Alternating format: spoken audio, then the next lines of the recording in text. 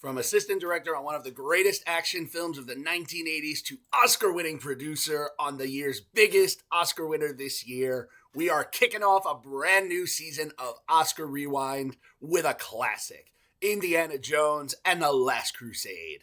Written by Jeffrey Baum, based on a story by characters by George Lucas, Menno Meyjes, and Philip Kaufman, and directed by Steven Spielberg. Hello everybody, Cinephile Mike here. Welcome to Season 3 of Oscar Rewind, where I look back at the films of this past year's Oscar nominees and winners. We've got some great titles lined up this season, so make sure you hit subscribe so you don't miss any of these throwbacks. Chapter 1 of our journey is Before the Oscars. I'm looking at the early work of the individuals who won the biggest prizes of the year: picture, director, performance, and screenplay. And to kick it off, we're going with Adam Somner, who won his first Oscar posthumously for producing One Battle After Another. Long before that, Somner was building his career on Steven Spielberg sets, including Indiana Jones and The Last Crusade, where he served as third assistant director for the second unit. And that's a pretty incredible place to begin. Now, if you've never seen this one, here's the quick spoiler-free setup. Indiana Jones and the Last Crusade is the third film in the franchise, and it finds Indy, played of course by Harrison Ford, pulled into another globe-trotting adventure involving the Nazis, ancient mythology, and some very messy and comical, in ways, family issues. This time, the emotional hook is his relationship with his father, Henry Jones Sr., played by Sean Connery, who has spent years obsessed with finding the legendary Holy Grail.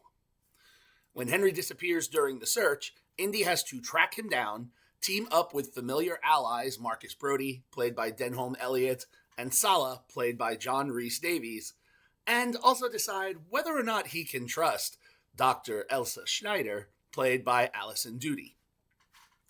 From the United States to Italy to Germany to Turkey, it becomes a race to stop the Nazis from getting to the Grail first. Look, these Indiana Jones films, they can really go one of two ways, right?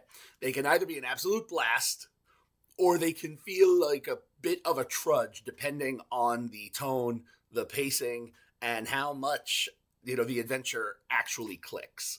For me, The Last Crusade absolutely lands on the fun side of that equation, and almost 40 years later, stands out. It stands out how much of this film still works. I mean, I'm not going to say everything works, but a lot of it does. The action is exciting, the practical effects hold up beautifully, and Spielberg really understands how to keep the momentum moving while still giving the film its personality.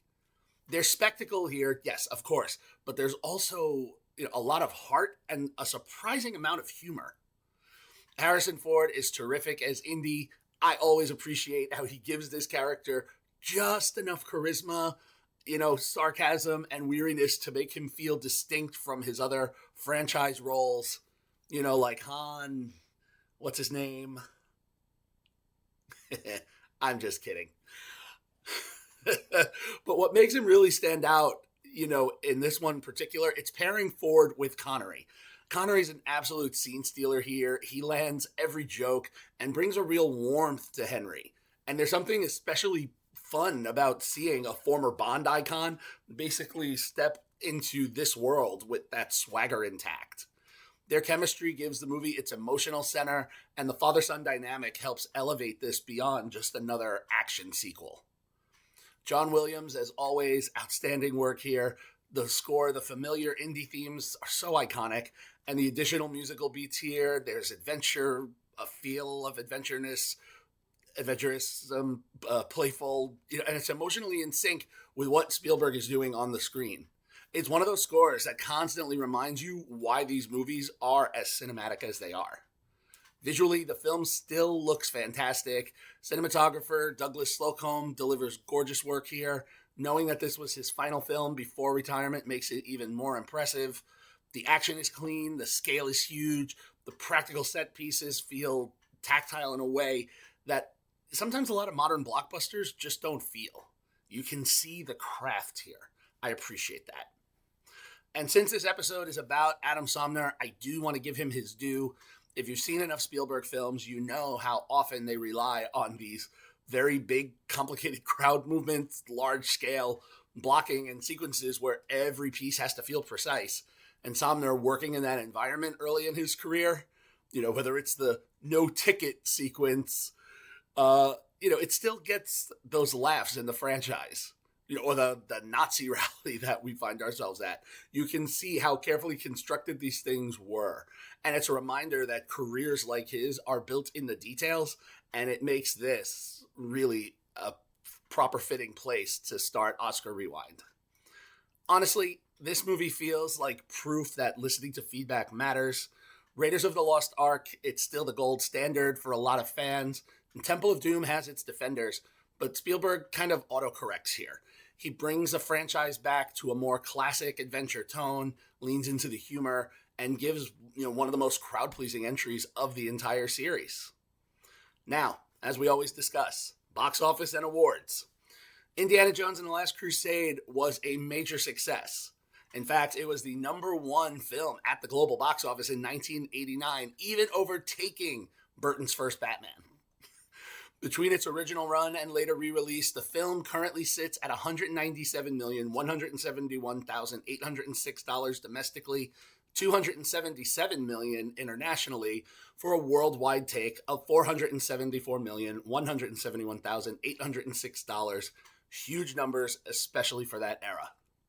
Critically, this one is also loved on both sides. It holds an 84% tomato meter from 138 critical reviews and a 94% popcorn meter from over 250,000 audience reviews, which that feels right.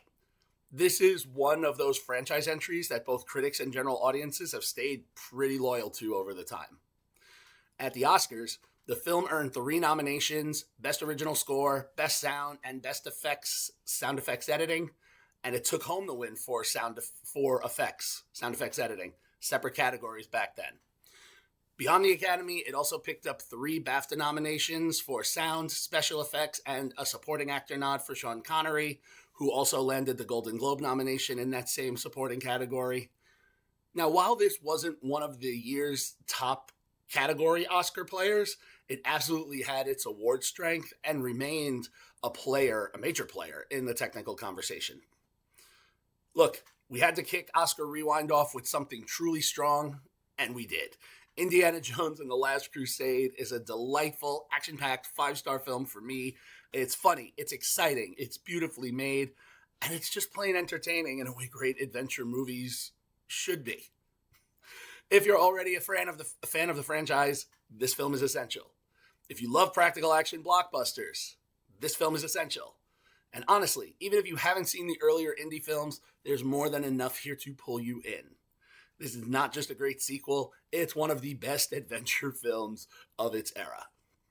If you need to rewatch or somehow haven't seen this one yet, go ahead, correct that cinema sin. Indiana Jones and the Last Crusade is currently available on Paramount Plus, Disney Plus, and AMC Plus.